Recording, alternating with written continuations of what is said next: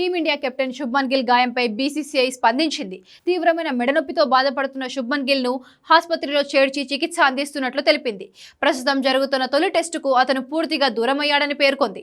South ఆఫ్రికాతో 2 టెస్టుల సిరీస్లో భాగంగా కోల్కతా వేదికగా జరుగుతున్న తొలి మ్యాచ్లో శుభ్మన్ గిల్ మెడనొప్పితో రిటైర్డ్ హార్డ్గా వెనుదిరిగాడు. అయితే ఈ నొప్పి తీవ్రం కావడంతో శుభ్మన్ గిల్ ను స్ట్రెచర్ సాయంతో అంబులెన్స్ లో ఆసుపత్రికి తీసుకెళ్లినట్లు వార్తలొచ్చాయి. మెడకు సర్వైకల్ కాలర్ తో స్ట్రెచర్ పై తీసుకెళ్లడంతో పాటు ఐసీయూలో చికిత్స అందిస్తున్నారనే వార్తలు ఆందోళనకు గురిచేశాయి.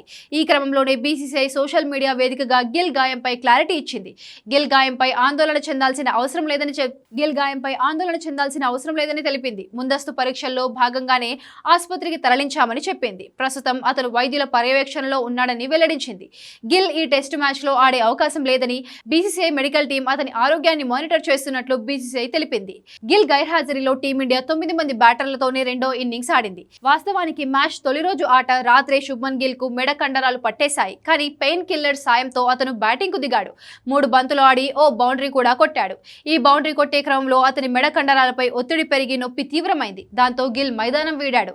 మళ్లీ బ్యాటింగ్ కు రాలేదు. సాయంత్రానికి నొప్పి తీవ్రం కావడంతో కోల్కతాలోని వుడ్ ల్యాండ్స్ ఆసుపత్రిలో ఐసీయూలో ఉంచి చికిత్స అందిస్తున్నారు. ఆస్ట్రేలియా పర్యటనలో శ్రేయస్ అయ్యర్ కూడా ఫీల్డింగ్ చేస్తూ తీవ్రంగా గాయపడి ఐసీయూలో చికిత్స పొందాడు. అతని ప్లీహంలో చీలిక రావడంతో 2 నెలల పాటు ఆటకు దూరమయ్యాడు. తాజాగా గిల్ కూడా గాయపడడం అభిమానులను ఆందోళనకు గురిచేస్తోంది. రెండో టెస్టుకు కూడా శుభ్మన్ గిల్ దూరమయ్యే అవకాశాలు కనిపిస్తున్నాయి. మరోవైపు నిద్రలేమి కారణంగా శుభ్మన్ గిల్ మెడ కండరాలు పట్టేశాయని, త్వరలోనే కోలుకుంటాడని team India bowling coach Morne Morkel తెలిపారు.